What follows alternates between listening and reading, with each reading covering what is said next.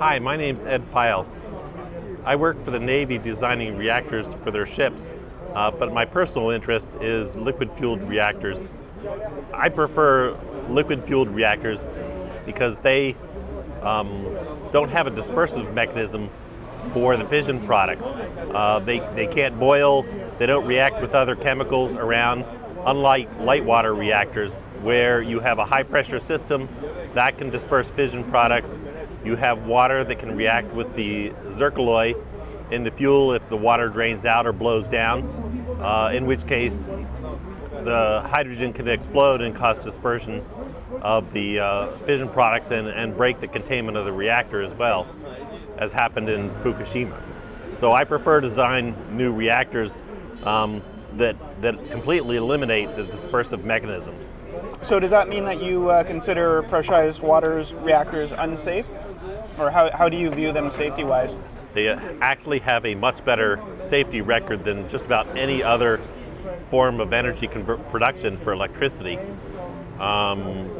be that solar or wind or hydro, and especially not gas and coal, because those accidents actually occur multiple times a year, killing many people over the course of a year, whereas light water reactors have killed maybe 50 people at Chernobyl, which wasn't even a reactor accident, it was a personnel caused accident, and no one has been killed at Fukushima or at TMI in the United States.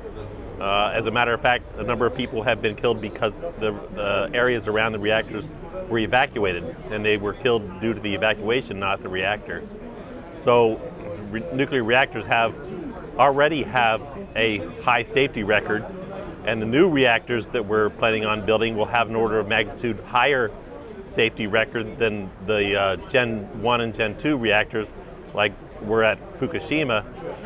And the small modular reactors will probably have another factor of 10 to 100 improved safety factor. So it's not that they're unsafe, they're much safer than anything else that we use, but I would like to try to eliminate all concerns over safety to try to get better acceptance from the public. What about wind and solar? Aren't those pretty darn safe? Wind and solar are probably the second safest to nuclear power. But for instance, for wind, you still have to do regular maintenance on those wind turbines, and you have to construct them high in the air. So whenever you have to go up into the nacelle at the top of it to either install it or work on it, you always have the chance of someone getting hurt in those nacelles or in the climb up or down. So people do get hurt fairly routinely. It's not nearly as deadly as other forms like gas and coal, but it's still fairly dangerous because it's high work. Anytime you get into high work, that's dangerous. Whenever there's been a nuclear incident, it certainly kills more people than someone falling off a windmill. That's true, but you have to look at it in the conglomerate over the years. In other words, wind is not dangerous to a large number of people all at one time, but it is a low casualty but much more frequent series of death than with nuclear. So, in other words, like Chernobyl killed 50 people, but you may have one person at each company or wind farm killed in a year that add up. They don't make the news because they're only one person, but they add up to a fairly large number of people. Solar is basically the same as wind because all of the solar is being installed generally at high altitude, i.e. on the roofs and stuff like that, which is a risky business. And you also have the issue that you can't work on solar panels very well during the day because you simply can't turn them off. So there's always the chance of electrocution, especially the ones that have the inverters on the solar panels. My food's messier than your food. I was silly to say I want a non-messy food and then to order this.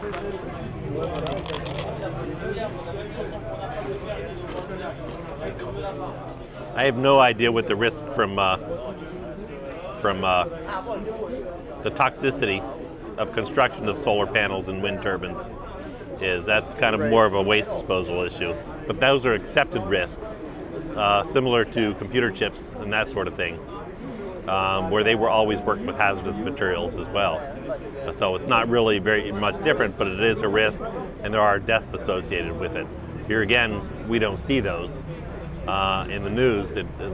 Most of those panels are now made in China, and we certainly don't see any numbers on whether people have long-term health effects and death from toxicity poisoning during manufacturing. But I would expect it to be occurring. So for Chernobyl, I've heard 50 deaths, I've heard 4,000 deaths, and I've heard 1 million deaths. Some of the groups that have always been trying to predict the number of deaths and tried to make them sound very large to oppose nuclear power, they use the linear no threshold numbers, and that's not even actually a technical basis for whether people will actually be injured. It's just a legal method of regulating radiation exposure without any knowledge of whether it's technically correct or not. How does one even know what the effect of radiation is? Can we not figure that out? There's a number of studies around the world where people either are living in very high background levels, such as Denver, Colorado, where the background level is at least double what it is other places, and the cancer incidence is actually lower. In Denver, there's an apartment complex in Taiwan that was built with cobalt-60 contaminated steel, and it wasn't recognized for 20 years after the place was built. So they have an excellent record of exposure at many different levels of those people that lived in that building or used to live in that building, and they also have a lower cancer rate than people in the surrounding apartment complexes. So those are a few examples. There's another example. There's an area in Iran where the people actually get 26 rem per year background level. In comparison, people in most of the United States get around 300 350 millirem per year, from both background levels, solar, the earth, and x-rays, medical treatments, and that sort of thing. So 26 rem per year is much higher, yet those people have half the cancer rate as the people in the surrounding towns. So there's quite a bit of evidence that low levels of radiation exposure actually do not cause increased cancer rates. As a matter of fact, there's a lot of indication that some exposure to higher levels over a long period of time, i.e. not instant doses, is actually good. It stimulates the immune system to fight off damage from other things in the environment. Can you walk me through those numbers again? You're saying what was the average and what was the amount they were getting? In the United States, most people, other than say Denver, get around 350 millirem. That's 0.35 rem of exposure from the rocks, from solar, from dental x-rays, from medical exposure, x-rays, and medical treatments. So 0.35 rem exposure to the normal person. In Iraq, in this one town, the background exposure from everything is about 26 rem. So that's about 75 times higher dose in a year than we get in the United States. And yet, and also that much higher than surrounding towns in the area. So if you compare the same environmental conditions, which is why you compare to local towns around it with lower dose rates, right? They have half the cancer rate at 26 rem per year to somebody that gets a much, much lower exposure rate per year, but yet are exposed to the same other environmental conditions. How the hell do they have so much exposure? I presume that it's just extra thorium and uranium in the rocks and stuff where they live. It's not like we did a depleted uranium shelling or something like that, huh? I would not think so. I would think that it'd be background because it's over many years. Right. And I don't know what elevation that they're at, but I know one of the reasons why Denver people have a higher exposure is because they're much higher elevation, so they have much less shielding from the atmosphere. They also have higher concentrations of the uranium and thorium in the rock, and so get more exposure from radon and that sort of thing as well. What about exposure to radioactive particles? Like the idea that you can get cesium if there were, like, does cesium get released by a operating nuclear power plant, today's reactors, and is that something we have to concern ourselves about? Typically, cesium is not released from operating reactors. The cesium is contained inside the solid fuel elements in the reactors, and those are operated such that they don't typically get breached except for in an accident scenario, which is not really what we're discussing at this point. So all that cesium is trapped in there and does not get out. There may be a tiny amount of impurities of uranium in the zircaloy cladding, and that will fission and be released, but that is a very small amount, many orders of magnitude lower than what's in the fuel. Then in addition, you have the reactor vessel that contains that material that doesn't let it out, and even if it got down to the reactor vessel, you have the containment building that would trap it. So that's not really released. The isotopes of concern for release are things that are really transportable, like tritium. Tritium will go through nickel alloys very easily, so you have to trap that and remove it from the secondary system and from containment. But there again, tritium is an extremely low energy beta emitter, so it's not really very dangerous compared to any other of the radioactive isotopes, so that's not really concerned. If you had a steam generator tube break or leak into the secondary system, you would release nitrogen-16, but that's going to decay away in about 30 to 60 seconds to basically nothing, because the half-life is about 7 seconds. So if you divide the N16 strength by 2 every 7 seconds, you can see how that would go away very quickly. So it really wouldn't reach the public and provide any exposure to the public. And besides which, they have monitors in the reactor turbine buildings to make sure that they measure for nitrogen-16 release. That's one of the indicators of a tube leak. So what do you think when you see Greenpeace type messages just saying no to nuclear, and basically it seems that it's an unacceptable option to a lot of people? We need good people in communications. I'm not that good at communications. I'm trying and stuff. I try to make solid arguments without trying to exaggerate the benefits of nuclear, to try to clarify what they say, and I try to essentially show where their conclusions are not real or not realistic, because they, for instance, may say that there's a lot of deaths, but they don't have any evidence of that. But I think we need a better PR campaign for the nuclear industry in general, and I'm not sure that we need to really get into the difference in the reactors, at least not at this stage. But just to explain to people how nuclear works and why it's not really dangerous and what the evidence actually says.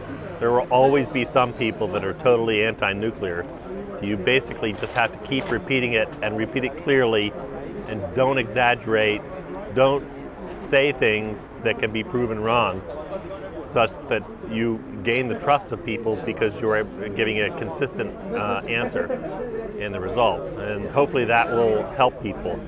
The other thing that I think we really need to do is switch this issue on linear no threshold over to the hormesis model, which basically is what we were talking about, that more radiation is not dangerous. Linear no threshold says any amount of radiation is dangerous, and the more you get, the more dangerous it is, the more risk you have in it. But that's certainly not true. There's certain levels below which you get that are not dangerous. As a matter of fact, they're probably beneficial, and we need more evaluations of that information and show the public what the real exposure is. Do you have an idea what the threshold is then? If there is a threshold where it starts causing damage, then what is that about? I'm kind of two minds. One is if you set a threshold, that may never be changed. But I think we should start setting a threshold, collect more data, and then consistently increase the threshold as we learn more to where we know that it's not dangerous based on increased data evaluation. But I would not increase it all of a sudden to one value and then insist that it stay there.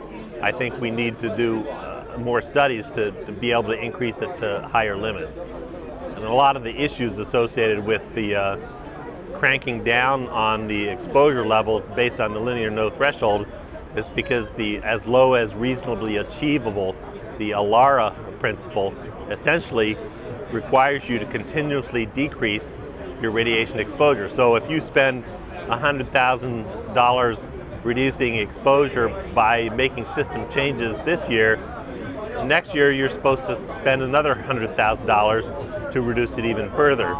And when you get to that point, you're starting to spend an awful lot of money every year to reduce the exposure further and further, even though there's no danger associated with doing that. And so that's a great increase to the cost of nuclear power. I want to switch tracks and talk about licensing of reactors. The nuclear regulatory system has limited experience with light water reactors. You might call it extensive, but that's not clear because I don't think they have a lot of experience with small modular reactors compared to large reactors. They have a good bit of experience on large reactors, but not smaller. And they have almost no experience associated with any type of other coolant systems for reactors. I think we need to work together with the Nuclear Regulatory Commission to both educate them and also provide them with experts on the different reactor systems so they become knowledgeable more quickly. In other words, some of the people that are working on reactor systems are going to have to go to work for the NRC in order to be able to have someone knowledgeable there, and then to help the licensing, they would have to work for the NRC, because otherwise we'd have a problem with conflict of interest between the licensor and the licensee, and we can't have that. Say you got a large quantity of money to pursue a nuclear reactor of your choice. What model would you pursue? What configuration? What model of a reactor would I pursue if I had a large sum of money?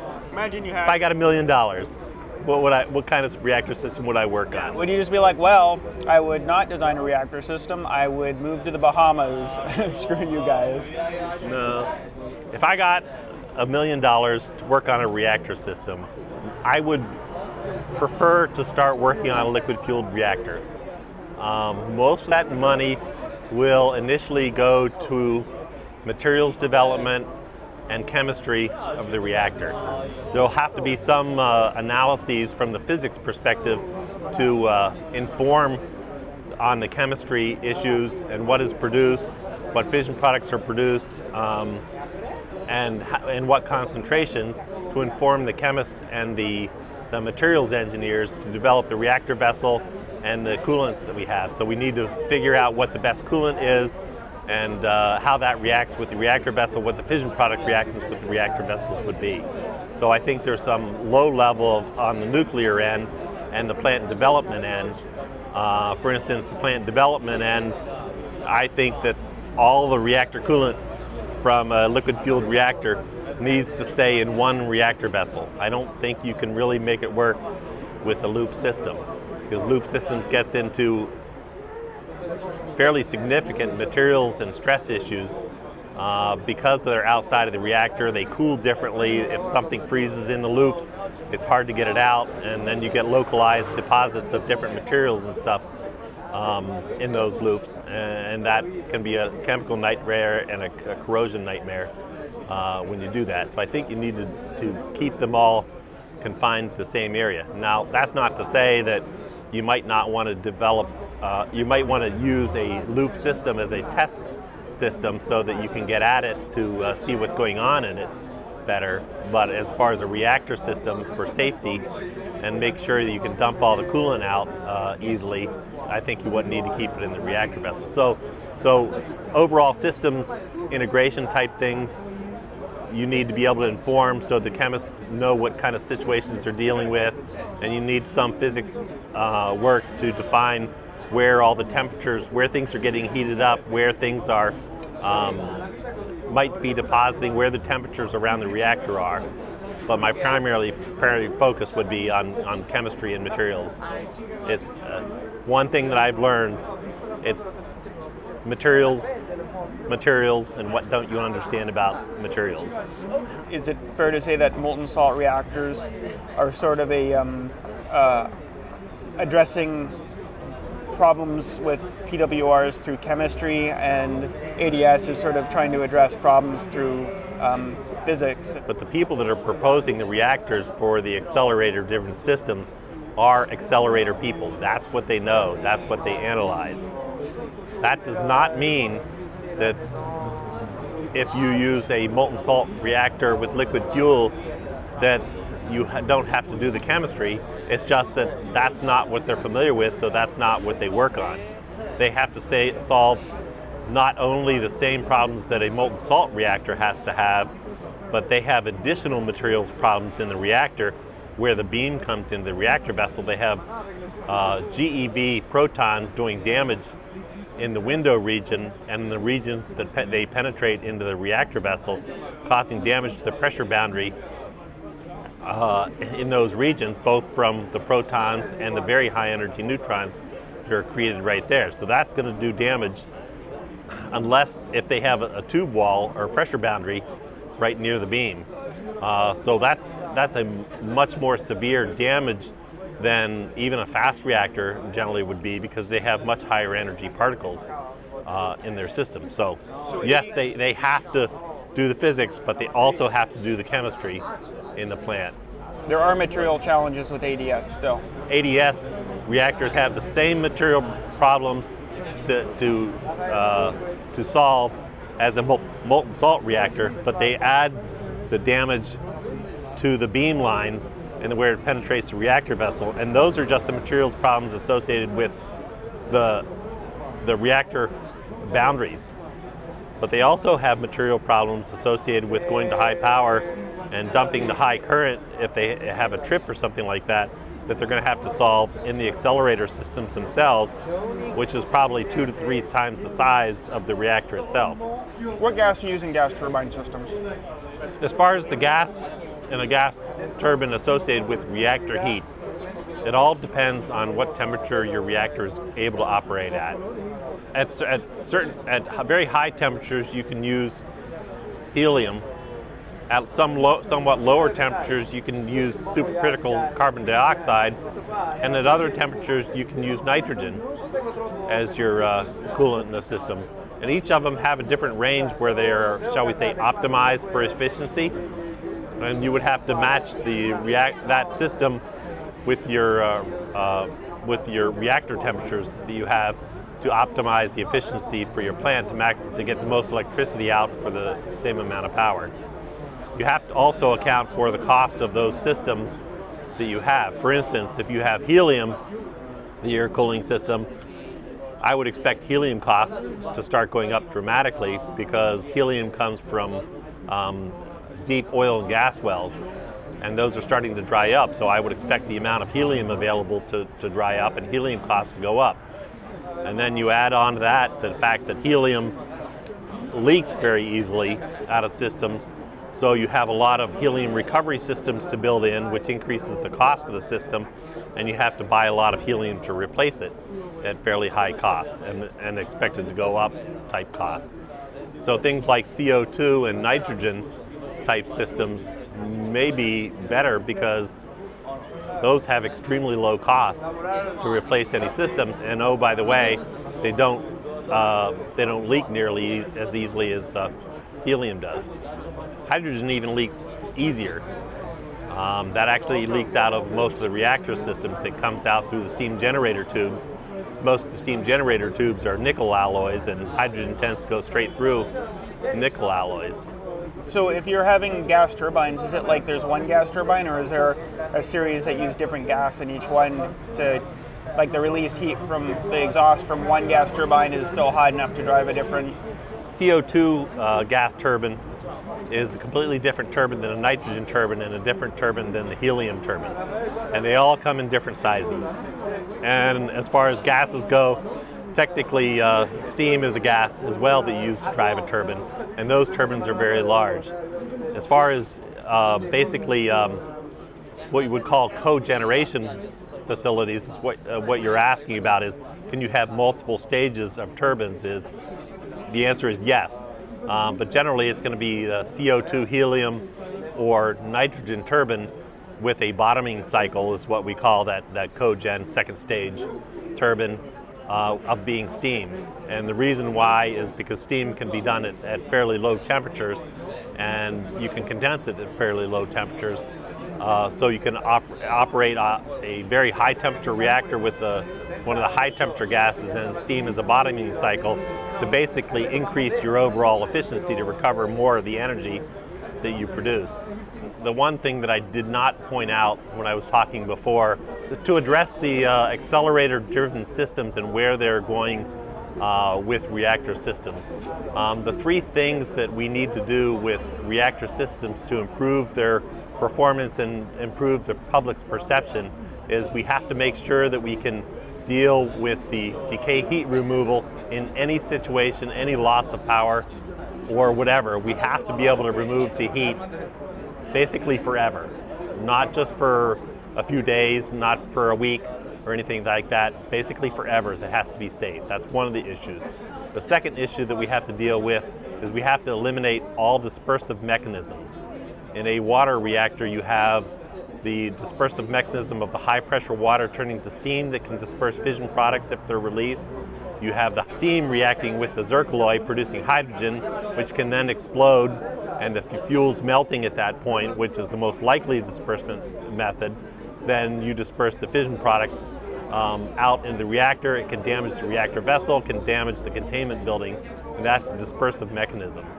And at that point you have no method of controlling the heat coming out of the rest of the fuel, and it keeps melting and reacting with the water and dispersing the fission product. We need to eliminate those. The other thing that we have to do is reduce the cost of the reactor systems. Some of the issues with pressurized water reactors is the fact that you have a high pressure vessel that you have to design. That gets expensive. You have a high volume, which makes it large, and high pressure containment building that you have to build for the water reactors. That makes it expensive. And so with so to try to address these things, a molten salt reactor will be at atmospheric pressure. So it's a much lower cost reactor vessel. The molten salt does not react with the air or water. So there is no, and it does not boil until many hundreds of degrees Celsius above what the reactor operating temperature is. So if the reactor is operating at 750 C, the molten salt doesn't boil to 1400 C. And when you go up to those kind of temperatures, the coolant expands, it shuts down the reactor, it will melt the drain plug, if that's the way that it's designed, and drop the fuel into an air-cooled container that keeps it subcritical. And so there's no dispersive mechanisms. As soon as you drop that into that other tank, it'll start cooling. And because the melting point of the molten salt is fairly high, fairly close below what your operating point is actually, it will start to solidify and trap the fission products in the coolant. Plus you have the containment boundary of the safety tank plus the reactor vessel to contain those. As far as the release of fission products, since we have eliminated the clad, if you eliminate the clad, you will add another containment barrier to the system. So for instance, you may have a double layered reactor vessel instead of just a single layered reactor vessel, and then still have a containment building. Getting into cost, because you have these low pressures, even if you have a second reactor vessel, they're both very low pressure, so they're fairly low cost. And because your fission products don't volatilize, or there's no steam coming off, there's no hydrogen explosion to contain, your containment building will also be very, very much smaller and thinner than you would for a light water reactor. Those things tend to reduce the cost of your reactor containment system. So if the fission products are getting frozen into the coolant, then they can't be released. Will some of the fission products tend to volatilize if you increase the temperature? Yes, they will, but you still have your 3 containment boundaries, and you don't have the localized heat source in one area that's melting through, say, the cladding that is your first boundary to fission product release. In this case, you have a large boundary and you have heat dissipated over a large surface, and so you have less chance of damage of those, and you have less chance of overheating a specific localized region because your coolant is liquid, and you can transfer the heat through that liquid to an emergency cooling system or dump it into the safety tank. So we've reduced both the eliminated essentially the decay heat by dumping it into a separate tank. That separate tank can then be air cooled to the exterior. One of the advantages is the fact that you're operating at higher temperature. The higher temperature you operate, the larger the delta T between the reactor system and the air system, and the larger the delta T in the air system can be, and you can remove more heat with less surface area. So that makes the safety systems be smaller and able to be done with air instead of a liquid system that you then have to guarantee is going to work. Whereas air circulation will obviously will work just by natural circulation of the air. So all of that's what we would call a passive system, and a low volume, low surface area system be able to remove the heat, and you basically can and will, before long after shutdown, you will be starting to solidify the coolant, trapping the fission products and preventing any further release to out of the primary containment. If it's zero pressure, the reactor vessel you're saying is less expensive to create. I'm actually not saying that it's zero pressure. Oh, okay. It's not high pressure. It's not high pressure. It's very low pressure. Okay. It's kind of everyone has a tendency to say that it's zero pressure because compared to a light water reactor, it's such low pressure you might as well say it's zero. But in reality, you're going to have to maintain some kind of cover gas on this system and some kind of pressure in the system. If you have a coolant pump, for instance, you need some kind of net positive suction head on the coolant pump. So there'll be some low pressure that you probably do have to maintain. And you also don't want it to be exactly equal to the outside because you want to tell whether or not there's a leak somewhere. In order for that to do that, you need to have a differential pressure between inside the reactor and outside the reactor. And you need to make sure that that is large enough to accommodate any uncertainties in your detection systems and that sort of thing. The other issue with the pressure is the weight of the coolant and the fuel is actually increases the pressure. So at the bottom of the reactor vessel, the pressure will be higher than at the top of the reactor vessel, just due to the weight of the coolant. That is physically a pressure on the reactor vessel when you look at it from a leak scenario and that sort of thing. Having a low pressure system is more cost effective, even though you've got molten salts in the reactor and possibly more corrosion issues to address with the materials. Like, do the materials costs go way up because even though it's low pressure, you're trying to contain molten salts? I think we need to do more evaluation of what the materials costs really are and compare that. All I was saying in the talk about the reduced pressures and stuff is that is a tendency to a reduced cost associated with the pressures of the systems. That's not to say that there won't be corrosion in these systems or things associated with temperature that you have to learn to deal with, including the coolant chemistry and stuff. Those may be cost adders, at least initially, but from talking to some chemistry experts in the field, my understanding is that if you maintain the chemistry properly, it's actually less corrosive than hot water is.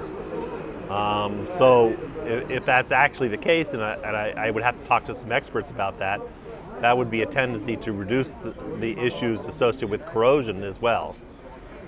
In the near term, however, we actually have to do the research and development on the chemistry because that's not nearly as well known as water. So you actually have to do the investigations on that chemistry to prove that it actually would be a lower cost.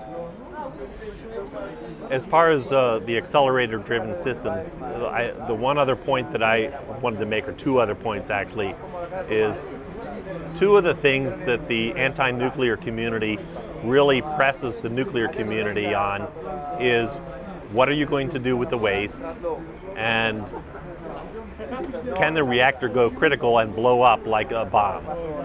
And the accelerator community is basically saying, is acceding to the anti-nuclear community's desire to prove that these reactors are unsafe by saying, yes, the reactor could go critical, so let's not let it go critical, and we'll use the accelerator to provide that safety margin.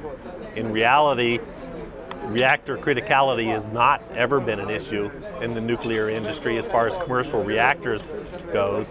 The only times that they've really gone critical were personnel errors or specifically blocking out the insertion of the control rods.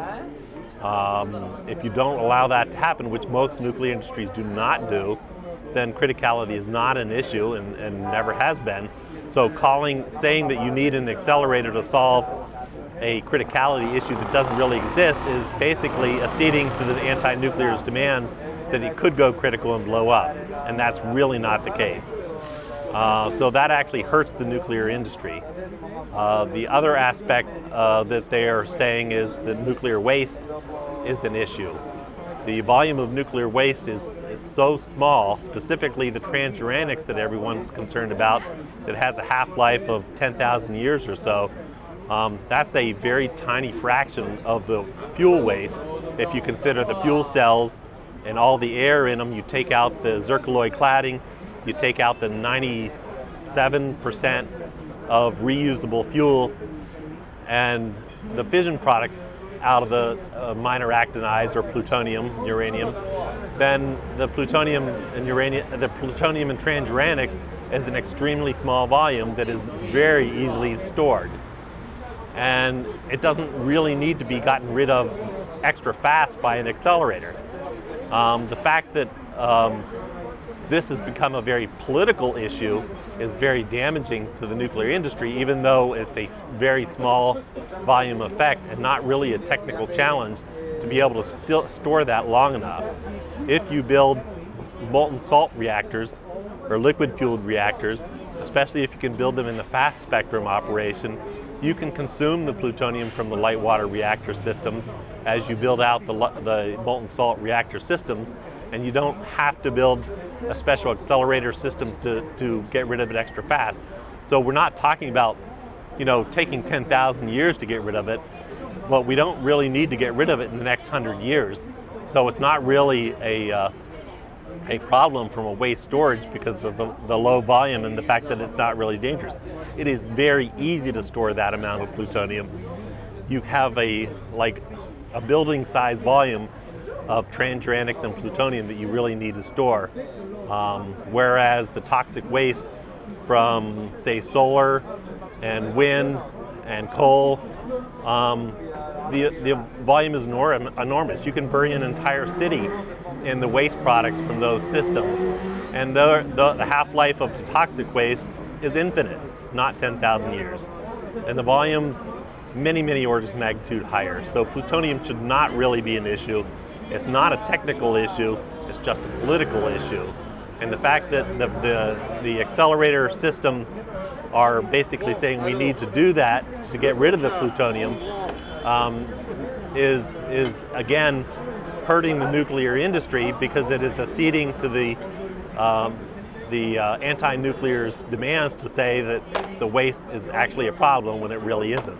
Waste is a problem because we are not reprocessing. We are not getting rid of the things that are not the transuranics and the plutonium and stuff. And if we do that, then the volume's orders of magnitude less, and it's not really an issue.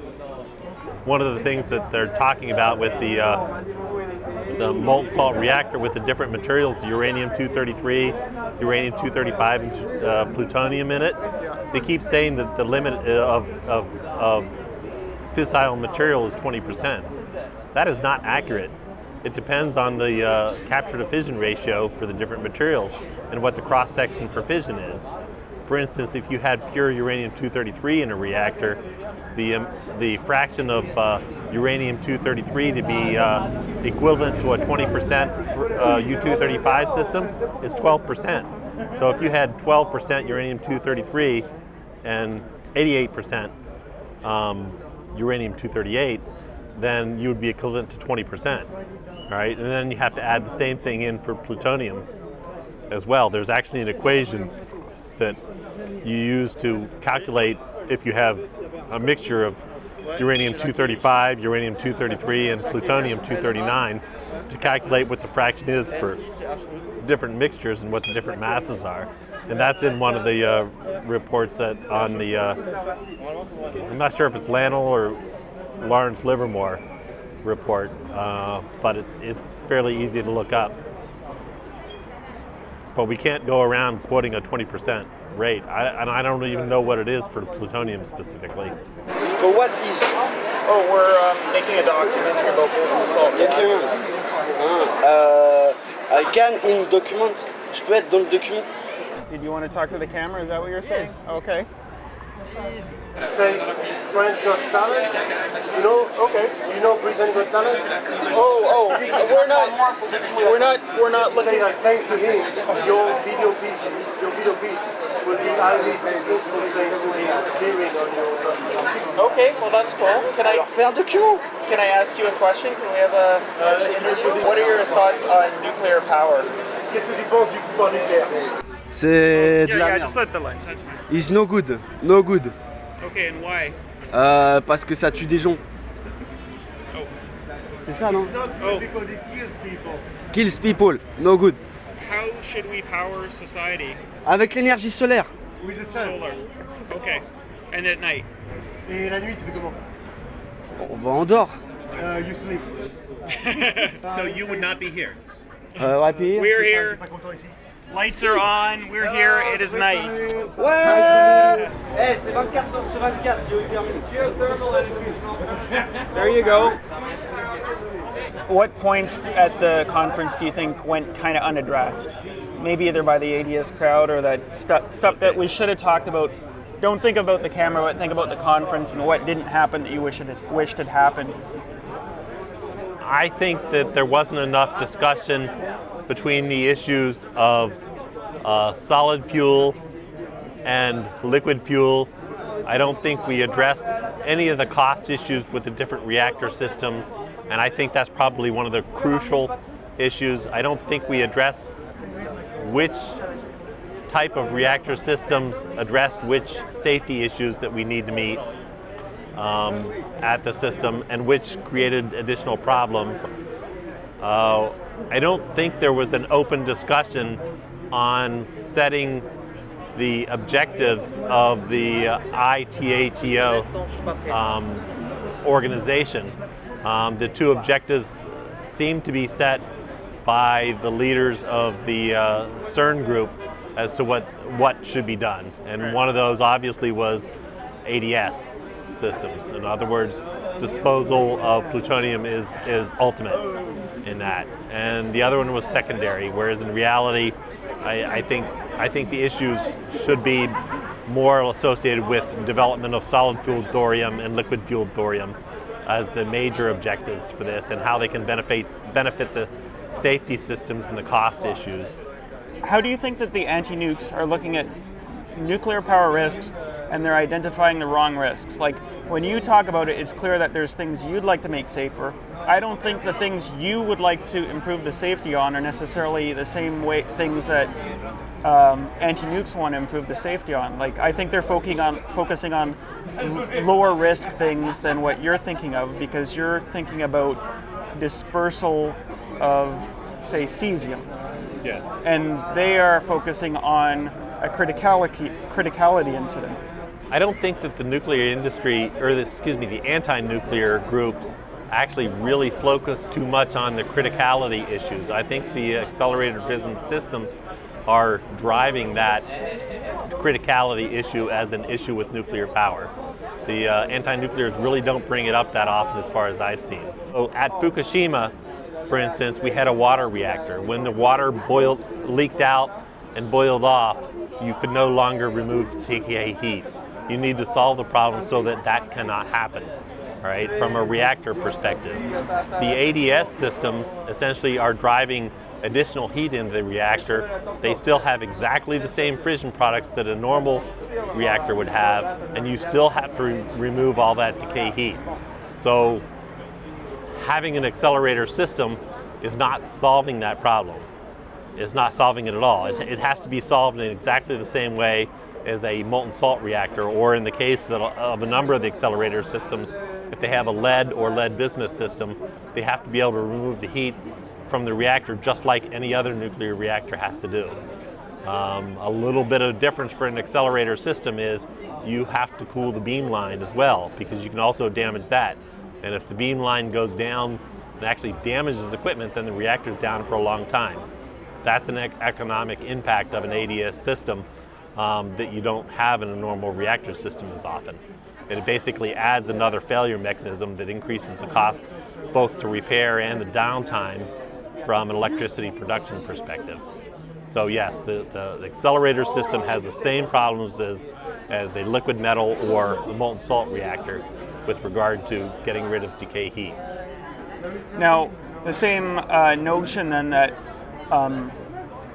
people in the anti-nuke movement look at waste, nuclear waste specifically. I think they look at that and they see a different set of problems than we do. I've heard it said that the waste we generated, the problem is that it's mixed together, and if it had been separated, if we're taking stuff out in a molten salt system and we can use some chemical processes to separate out, say, fission products or the actinides, then we have not one kind of homogeneous waste stream that we can do nothing with, but we could have a whole bunch of smaller streams that we can actually reuse or at least store more effectively.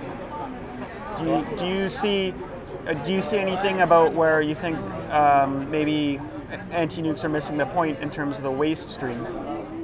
Anti-nuclears are defining waste as everything that comes out of a reactor from the moment that it's shut down and the fuel systems are pulled out. That is all considered waste. They all considered as high-level waste, mostly because we are not allowed to reprocess it. But as far as actually reprocessing the system in a solid fuel reactor that they're defining as a large volume waste, you can reprocess that. You can dissolve off the cladding and get at the fuel and remove the fission products. You can remove the transuranics, take the uranium out in the same manner that you do with a molten salt reactor. Right? You can take them out in the same streams. Generally, it's viewed as you have an aqueous system that you use for the solid fuels, but in reality, you can use the same fuel reprocessing system that you would for a molten salt. The big difference in the cost issue, and this is something that we really didn't address before, is when you have a solid fuel, you have a lot of process systems to go through before you get at removing the fuel from all the rest of the materials. In other words, you have to dissolve off the cladding, you have to convert the uranium in there to a fluoride to get it out, and then you can start removing it. But with the molten salt reactor, the fuel is already a fluoride. The first step that you do is remove the uranium.